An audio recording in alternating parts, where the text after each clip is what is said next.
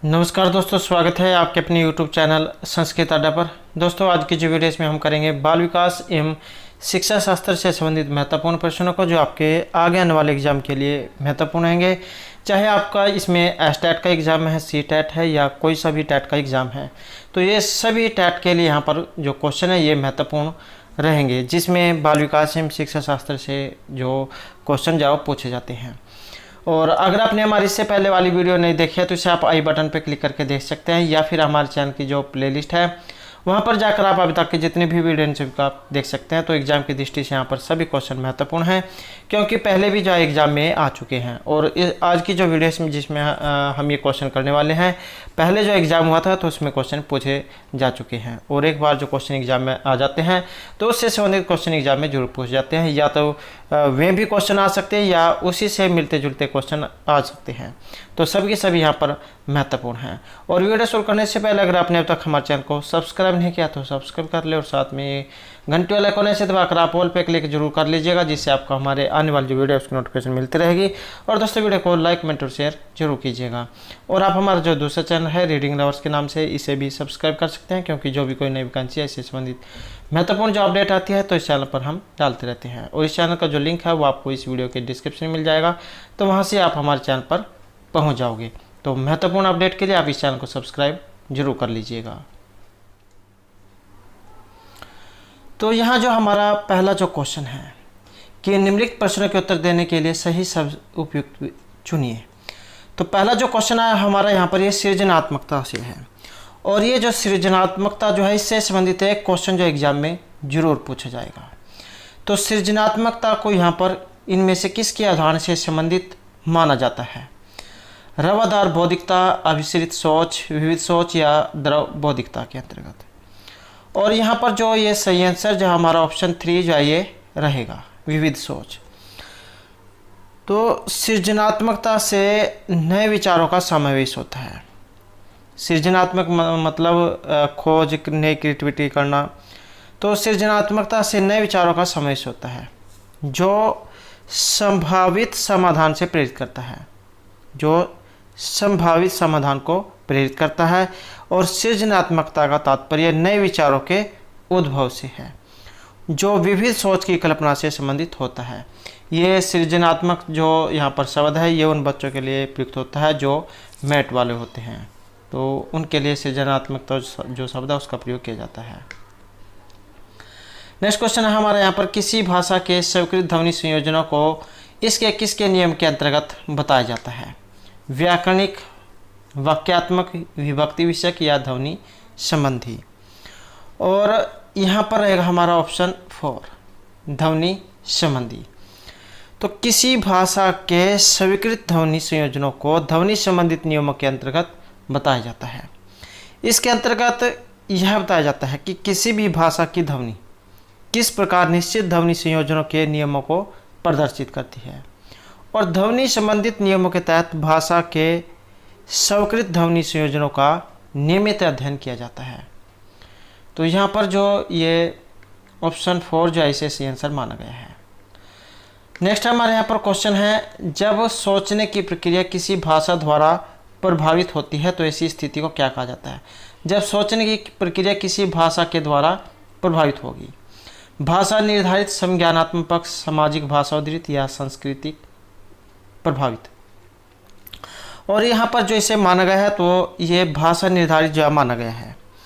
जब सोचने की प्रक्रिया किसी भाषा के द्वारा प्रभावित होती है तो ऐसी स्थिति को भाषा निर्धारित कहते हैं। और भाषा निर्धारण एक ऐसा विचार है जो भाषा और इसकी सीमित संरचना किसी व्यक्ति की सोच, ज्ञान व अवधारणा को निर्धारित करता है। तो यहाँ पर भाषा निर्धारित जो है इसे सही माना गया है। नेक्स्ट क्वेश्चन है हमारा, अपने अनुभव एवं सुझाव के आधार पर उपकरणों में खराबी के कारण की परिकल्पना का परीक्षण कर रवि उपकरण की मरम्मत करता है तो वह उपयोग करता है। अपने अनुभव और सुझाव के आधार पर उपकरणों में खराबी के कारण की परिकल्पना का परीक्षण कर रवि उपकरण की मरम्मत करता है, तो वह इनमें से किसका उपयोग कर रहा है? कलन विधि, मानसिक दृढ़ता का, अनुमान विधि का या अंतर्दृष्टि का? और यहाँ पर माना गया है कलन विधि का। अपने अनुभव और स्मरण, इसके आधार पर उपकरणों में खराबी के कारण की परिकल्पना का परीक्षण को उपकरणों की मरम्मत करना हेतु कलन विधि जो उसका प्रयोग किया जाता है। और कलन विधि का उपयोग गणनात्मक समस्या का समाधान करने के औजार के रूप में किया जाता है। और इस विधि में आकलन, विश्लेषण एवं तर्क इनका सहारा लिया जाता है। तो कलन विधि जो है यहाँ पर ये आएगा। और कलन विधि जो है इसका संबंध किससे माना गया है? इसका संबंध गणनात्मक समस्या का समाधान करने के रूप में माना गया है। नेक्स्ट आएगा हमारा यहाँ पर दिव्या। दिव्या अक्सर निर्देशित कार्यों को छोटे छोटे हिस्सों में विभाजित कर आसान बना लेती है। तो वह इनमें से किसका उपयोग कर रही है? दिव्या क्या है? अक्सर निर्देशित कार्यों को छोटे छोटे हिस्सों में बांटकर उसे आसान बना लेती है। तो इसे क्या कहा जाएगा? द्वितीयक विस्तारण विधि, उपलक्ष्य विश्लेषण विधि, क्रियात्मक जड़ता नियामक विधि या कम करने की विधि। और इसे जो माना गया है तो ये उपलक्ष्य विश्लेषण विधि से माना गया है। तो उपलक्ष्य विश्लेषण विधि के अंतर्गत निर्देशित कार्यों को छोटे छोटे हिस्सों में विभाजित कर उन्हें आसान बना लिया जाता है। और इस अवधारणा का उपयोग समज्ञानात्मक विज्ञान और शैक्षिक मनोविज्ञान के क्षेत्रों में विशेष रूप से किया जाता है। सामान्यतः समस्याओं के हल में इस विधि का विशेष रूप से उपयोग किया जाता है और इस विधि के तहत छात्र अनेक प्रकार के चरणों के आधार पर अधिगम कर सकते हैं। तो यहाँ पर जो है छोटे छोटे हिस्सों में बांटकर जो अपना काम आसान बनाती है, तो ये उपलक्ष्य विश्लेषण विधि के अंतर्गत आता है। नेक्स्ट क्वेश्चन हमारे यहाँ पर पुरुष और महिला की भूमिकाओं का निर्धारण समाज करता है, यह कथन बताता है। तो ये एक जो है रूढ़ी लैंगिकता वाला क्वेश्चन जो एग्जाम में ये भी जरूर पूछा जाता है। तो पुरुष और महिला की भूमिका का निर्धारण समाज करता है, तो यह कथन इनमें से क्या कहा जाएगा? तो इसे हम क्या कहेंगे? और इसमें रहेगा हमारा ऑप्शन 3 लैंगिकता का एक सामाजिक आवतरण। पुरुष और महिला की भूमिकाओं का निर्धारण कौन करता है? समाज करता है। और यहाँ पर जो एक कथन आया है ये बताएगा कि लैंगिकता एक सामाजिक आवतरण है। समाज पुरुष और महिलाओं के लिए एक उपयुक्त व्यवहार आदर्श के तौर पर सृजित करता है। यह अनुवांशिक, अंतर्ज्ञानी एवं अंतर्निहित अवतरण ही नहीं है। पुरुष और महिलाएं सामाजिक स्तर पर निर्णायक भूमिका निभाते हैं एवं अपने दायित्वों का निर्वहन करते हैं। तो जैसे हमने पहले वाली जो वीडियो उसमें इसके बारे में क्वेश्चन किया था कि जिसमें पुरुष जो है वो बाहर का काम करते हैं, महिलाएं अपने घर का काम करती हैं, तो ये लैंगिक जो रूढ़िवादिता जो उसको दिखाता है। तो ये रूढ़िवादिता वाला जो है ये क्वेश्चन एक जरूर एग्जाम में आएगा, तो इसको जो आपने जरूर याद कर लेना है। नेक्स्ट क्वेश्चन है यहाँ पर ग्रेडिंग, कोडिंग, अंकन और क्रेडिट संचय प्रणालियाँ ये इनमें से किसके उदाहरण हैं? कक्षा में बच्चों की स्थिति का निरूपण विधि, आलेख पत्र में एकाडमिक प्रगति को दर्शाना, अधिगमकर्ताओं की उपलब्धि के आकलन की गणना विधि या परीक्षा के उत्तर पत्रों के मूल्यांकन की प्रक्रिया। और ये जो मानी गई है तो ऑप्शन 3 यहाँ पर हमारा रहेगा। ग्रेडिंग, कोडिंग, अंकन और क्रेडिट संचय प्रणालियाँ अधिगमकर्ताओं की उपलब्धि के आकलन की गणना विधियाँ हैं। ये सभी बालकों की शैक्षणिक योग्यता की उपलब्धि को दिखाने वाले मापक हैं और यह विधि शिक्षक में अभिभावकों को अधिगमकर्ताओं की उपलब्धियों के बारे में जानने में प्रमुख भूमिका निभाती है। ग्रेडिंग, कोडिंग, अंकन और क्रेडिट संचय केवल शैक्षिक योग्यता के परिणाम को निर्धारित करते हैं, तो उसके नैतिक एवं व्यवहारिक परिणाम को नहीं। तो यहाँ पर यह अधिगमकर्ताओं की उपलब्धि के आकलन ये गणन विधि ये सही आंसर रहेगा। नेक्स्ट क्वेश्चन हमारे यहाँ पर अधिगमकर्ताओं की उपलब्धि का आकलन शिक्षकों की सहायता करता है। तो अधिगमकर्ताओं की उपलब्धि का आकलन करना, जब कक्षा में जब बच्चों को पढ़ाया जाता है तब उनके आकलन जरूर करना चाहिए कि उन्होंने कितना पढ़ लिया है, कितना उनके याद हुआ है, उन्होंने कक्षा में ध्यान से पढ़ा है या नहीं पढ़ा है। तो अधिगमकर्ताओं की उपलब्धि का आकलन शिक्षकों की सहायता करता है। और यहाँ पर रहेगा ऑप्शन 4 ये अधिगमकर्ताओं के प्रदर्शन का रिकॉर्ड रखने में। तो अधिगमकर्ताओं की उपलब्धि का आकलन शिक्षकों को अधिगमकर्ताओं के प्रदर्शन का रिकॉर्ड रखने में सहायता करता है, और ऐसा करने से अधिगमकर्ताओं में प्रभावी सुधार हेतु योजनाओं के क्रियान्वयन में सहायता मिलती है, और इससे विद्यार्थी के शैक्षिक प्रदर्शन में भी गुणात्मक सुधार लाया जा सकता है। अगर आप उनका नियमित तौर पर आकलन करते हैं या कम से कम 4-5 दिन में एक टेस्ट जरूर लेते रहें, जिससे आपको पता लगता रहे कि बच्चे कितना याद कर लिया है और कितना नहीं याद किया है। तो नियमित तौर पर जो उनका ये रिकॉर्ड रखना चाहिए। नेक्स्ट है समावेशी शिक्षा के सिद्धांत, ये किस पर आधारित है? समता एवं समान अवसर, सामाजिक अस्तित्व एवं वैश्वीकरण, विश्व बंधुता या सामाजिक संतुलन पर। और यहाँ पर एक ऑप्शन 1 हमारा समता एवं समान अवसर पर। तो समावेशी शिक्षा समता एवं समान अवसर के सिद्धांत पर आधारित है, और समावेशी शिक्षा के अंतर्गत समाज के सभी वर्गों को भेदभाव रहित एक ही वर्ग या कक्षा में शिक्षा की व्यवस्था की जाती है। समावेशी शिक्षा लोकतांत्रिक प्रणाली का भी लक्षण भी माना जाता है। इसमें दिव्यांग के लिए भी शिक्षा का उचित प्रबंध किया जाता है ताकि वे शिक्षा से वंचित न रहे। तो समावेशी शिक्षा है मतलब जहाँ पर सभी को छोटे बड़े का भेदभाव न रखकर सभी को एक समान से शिक्षा दी जाती है। तो समता एवं समानता के अवसर।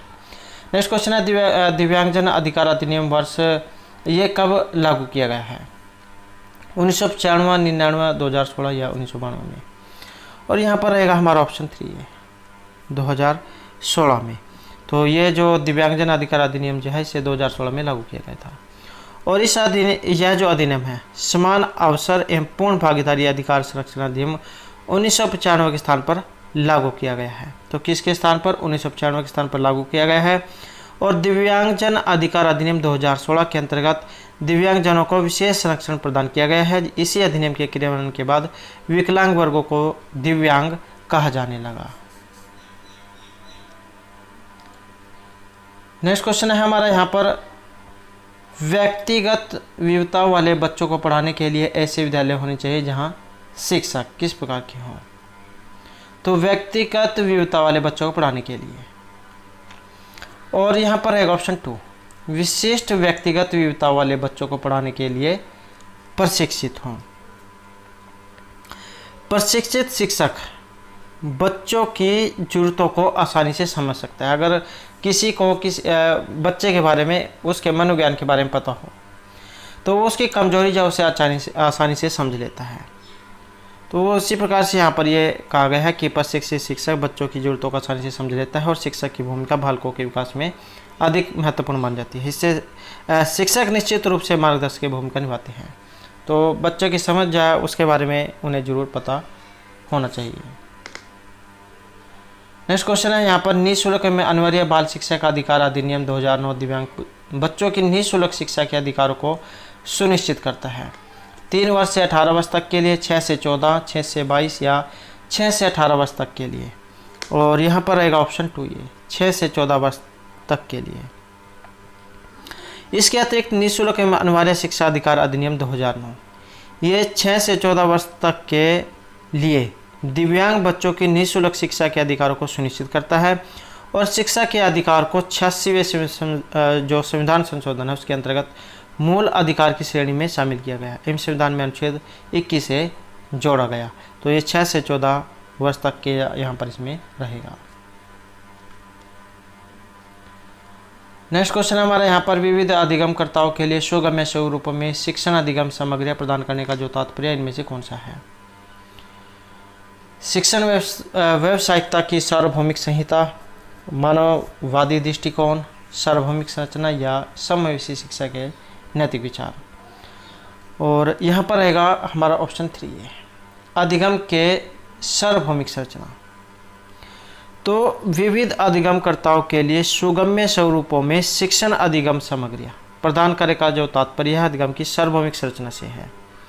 और अधिगम की सार्वभौमिक संरचना अधिगम के लिए एक सरल वातावरण का निर्माण करती है जहाँ अधिगमकर्ता आसानी से अधिगम करने में सक्षम होते हैं। तो अधिगम की सार्वभौमिक संरचना रहेगा। नेक्स्ट क्वेश्चन है यहाँ स्व जागरूकता एवं संज्ञानात्मक क्षमताओं का नियंत्रण जैसे योजना बनाना, समीक्षा करना और संशोधन करना ये किस में अंतर्निहित हैं? संज्ञान बोधन में, संज्ञान में, समायोजन में या केंद्रीकरण में? तो स्व जागरूकता, संज्ञानात्मकता ये सभी जो यहाँ पर माने गए हैं तो इनका जो यहाँ पर संबंध है ये संज्ञान बोधन जब से माना गया है, जिसका तात्पर्य गहन विचार करना, सतर्क होना है। संज्ञान सक्षमता का प्रयोग एवं नियंत्रण संज्ञान बोधन के द्वारा संभव है। स्व जागरूकता एवं संज्ञानात्मक क्षमताओं का नियंत्रण जैसे योजनाओं का क्रियान्वयन, समीक्षाकरण और संशोधन करना संज्ञान बोध में समग्र रूप से अंतर्निहित है। नेक्स्ट है, जब बच्चे प्राप्त की गई सूचनाओं की व्याख्या करने के लिए अपने अनुभव के आधार पर सोचते हैं तो उसे क्या कहा जाता है? तो जब बच्चे प्राप्त की गई सूचनाओं की व्याख्या करने के लिए अपने अनुभव के आधार पर सोचते हैं तो उसे क्या कहा जाता है? सृजनात्मक सोच, अमूर्त सोच, मूर्त या प्रतिक्रियावादी सोच। तो यहाँ पर रहेगा सृजनात्मक सोच। जब बच्चे प्राप्त की गई सूचनाओं की व्याख्या करने के लिए नए अनुभव पर के आधार पर सोचते हैं तो उसे सृजनात्मक सोच कहा जाता है।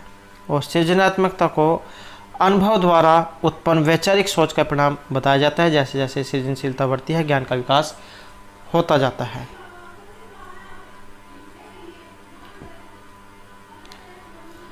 अधिगमकर्ताओं को व्यक्तिगत क्षमता के आधार पर उनकी कठिनाइयों के विभिन्न स्तरों को ध्यान में रखते हुए पढ़ाने की विधि को क्या कहा जाता है? तो अधिगमकर्ताओं को व्यक्तिगत क्षमता के आधार पर उनकी कठिनाइयों के विभिन्न स्तरों को ध्यान में रखते हुए, तो ये विधि आपने बतानी है। और इसे जो यहाँ पर कहा जाएगा तो ऑप्शन 4 हमारा रहेगा विभेदी अनुदेशन। तो अधिगमकर्ताओं को व्यक्तिगत क्षमता के आधार पर उनकी कठिनाइयों के विभिन्न स्तरों को ध्यान में रखते हुए पढ़ाने की विधि को विभेदी अनुदेशन कहा जाता है।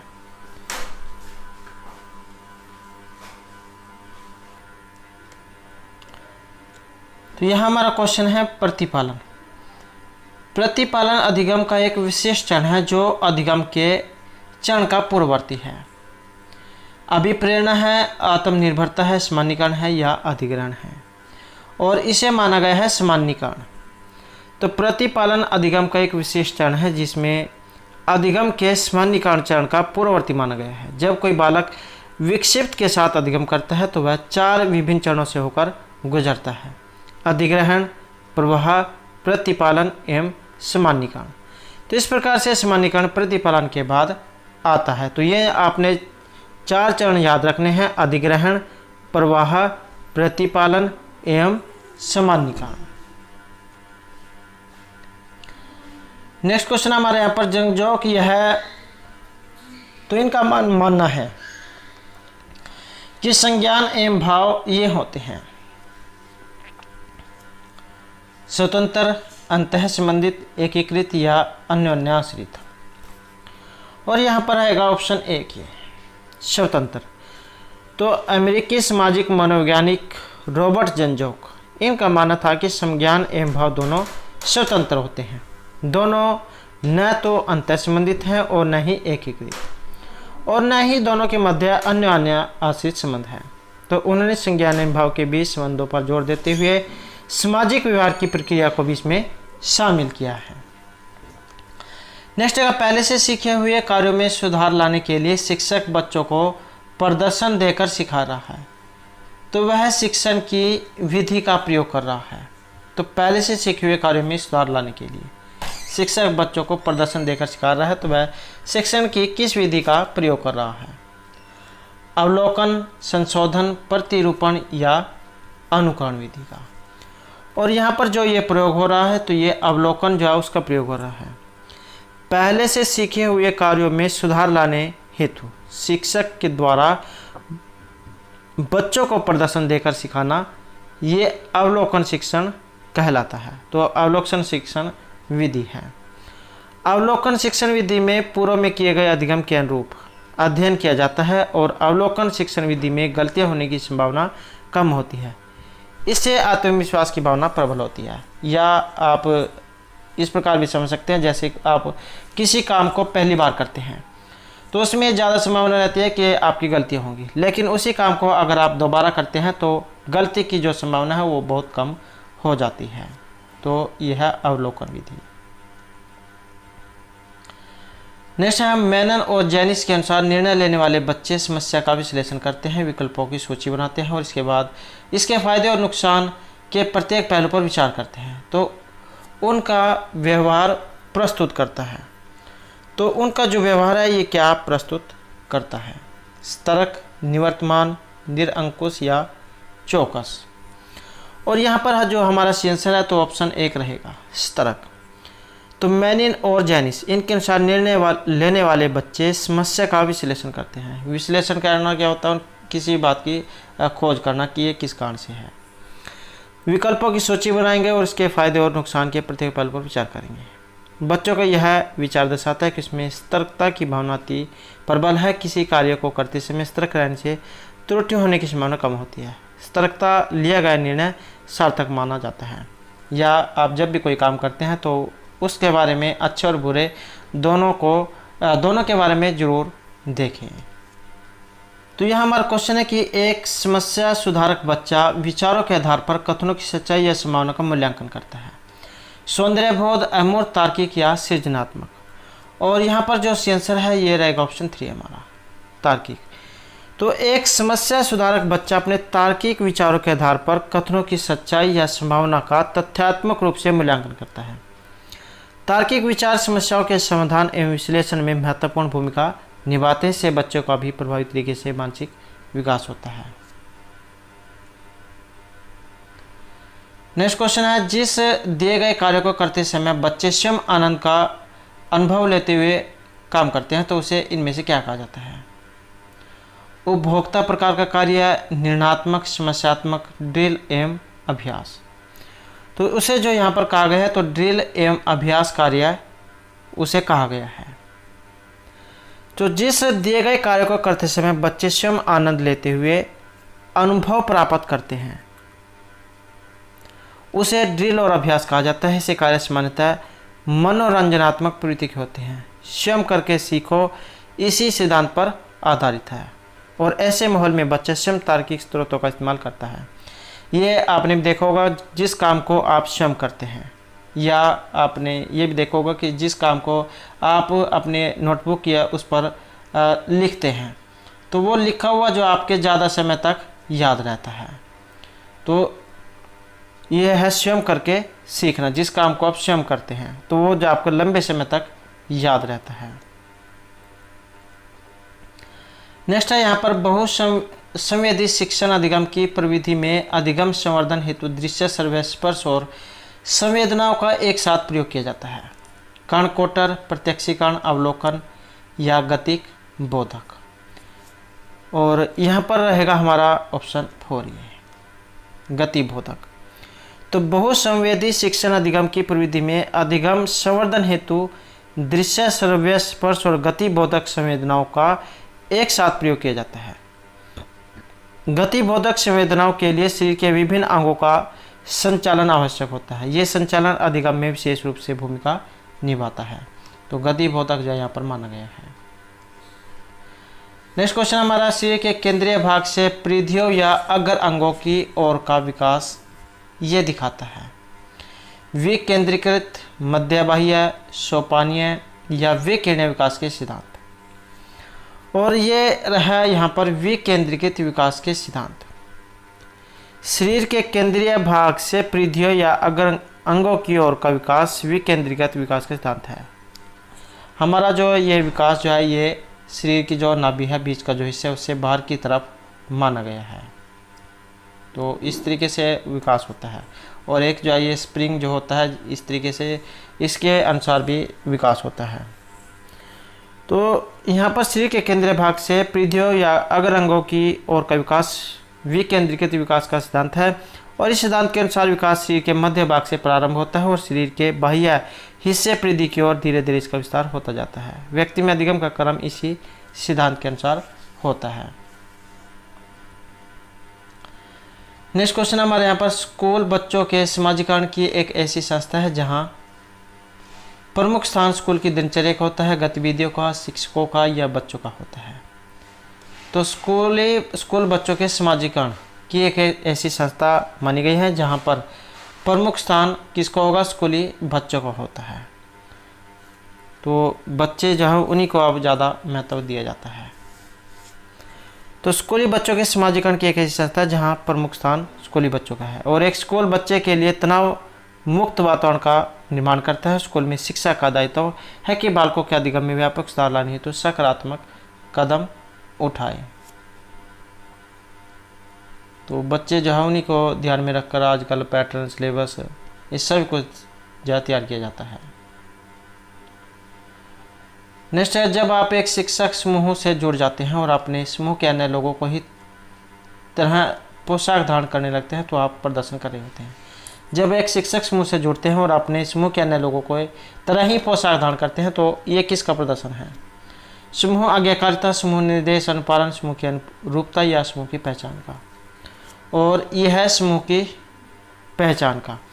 जब हम ऐसे शिक्षक समूह से जुड़ जाते हैं और अपने समूह के अन्य लोगों के समान ही जो ड्रेस धारण करते हैं तो इससे समूह विशेष की पहचान आसानी से हो जाती है। इससे समूह आज्ञाकारिता, समूह निर्देश, अनुपालन, समूह की अनुरूपता का प्रदर्शन नहीं होता और समूह की पहचान पोशाक धारण करने से आसानी से हो जाती है। ड्रेस कोड आप इसे समझ सकते हैं। तो ये ड्रेस कोड जो है उसी की यहाँ पर बात हो रही है। जैसे सभी विभाग है उनकी जो ड्रेस है वो अलग अलग होती है, तो उसके अनुसार आप किसी भी व्यक्ति को आसानी से पहचान सकते हैं कि ये किस विभाग से है। नेक्स्ट है, किसी वस्तु के स्थायित्व की अवधारणा जीन पियाजे के विकास के कौन से चरण से हमें प्राप्त होती है? तो जैसा कि आपको पता है जीन पियाजे ने 4 विकास के सिद्धांत बताए थे। तो जीन पियाजे के किस विकास के चरण से हमें प्राप्त होती है? पूर्व परिचालन, मूर्त, औपचारिक या संवेदीगामक से। और इसमें जो यहाँ पर माना गया है तो ऑप्शन 4 जो हमारा रहेगा संवेदीगामक से। और ये जो संवेदीगामक जो है 0 से 2 वर्ष में पूर्ण होता है, या कह सकते हैं कि यह अवस्था 0 से 2 वर्ष तक की है। बालक अपनी स्मृति के माध्यम से ज्ञान को प्राप्त करने की कोशिश करता है। इससे बालक में ज्ञान का विकास जो है विभिन्न चरणों में होता है। तो इस प्रकार से जो है यहाँ पर ये इसके 4 जो चरण हैं ये बताए गए हैं। और ये 4 जो चरण हैं ये एग्ज़ाम में बहुत बार आ चुके हैं। तो ये चारों चरण जो है वो भी आपके याद होने चाहिए। नेक्स्ट क्वेश्चन रहेगा हमारा, व्यक्तिगत शिक्षा कार्यक्रम की योजना के संदर्भ में बनाई जाती है? बाल केंद्रित शिक्षा कार्यक्रम, मुक्त विद्यालय शिक्षा कार्यक्रम, या अधिगम या विशेष शिक्षा कार्यक्रम। तो व्यक्तिगत शिक्षा कार्यक्रम की योजना, और इसका जो संबंध है ये रहेगा ऑप्शन 1 में, बाल केंद्रित शिक्षा कार्यक्रम में। और इसमें जो शिक्षा के विकास संबंधित विभिन्न तरीकों एवं रणनीतियों को अपनाया जाता है और बाल शिक्षा को ध्यान में रखकर रचनात्मक साधनों पर विशेष बल दिया जाता है। तो बाल केंद्रित शिक्षा कार्यक्रम यहाँ पर माना गया है। नेक्स्ट हमारा यहाँ पर एक स्थान है, और महीने की आयु के बीच अधिकांश बच्चे शब्दों को मिलाकर छोटे छोटे वाक्यों में बोलना शुरू कर देते हैं। 18 से 24 महीने के, 24 से 30, 30 से 36 या 12 से 18। तो शब्दों को मिलाकर जो है छोटे छोटे वाक्यों में बोलना शुरू कर देते हैं। और ये माने गए हैं 18 से 24 वर्ष के। तो 18 से 24 महीने की आयु के बीच अधिकांश बच्चे शब्दों को मिलाकर छोटे छोटे वाक्यों में बोलना शुरू कर देते हैं और बोलते समय वे हमेशा ऐसे वाक्यों का प्रयोग करते हैं जिन्हें समझना आसान होता है और इससे उनमें ज्ञान का विकास होने लगता है। अगला क्वेश्चन है, बुद्धिलब्धि या IQ की अवधारणा ये इनमें से किसने दी थी? वेरी इंपॉर्टेंट क्वेश्चन है क्योंकि ये लगभग जो एग्जाम में आ जाता है। तो बुद्धिलब्धि या IQ की अवधारणा दी गई थी बिने, स्टर्न, ट्रमन या गैल्टन के द्वारा, और ये दी गई थी बिने के द्वारा। तो बुद्धिलब्धि IQ की अवधारणा बिने के द्वारा प्रतिपादित की गई थी और ये एक प्रकार का मनोवैज्ञानिक मापक है जिसे साइकोमीटर भी कहा जाता है और यह सामान्य बुद्धि मापने की विधि है। बुद्धिलब्धि मानसिक स्थिति को दर्शाती है। आपने फार्मूला भी पढ़ा होगा, मानसिक आयु ये वास्तविक आयु बटे 100।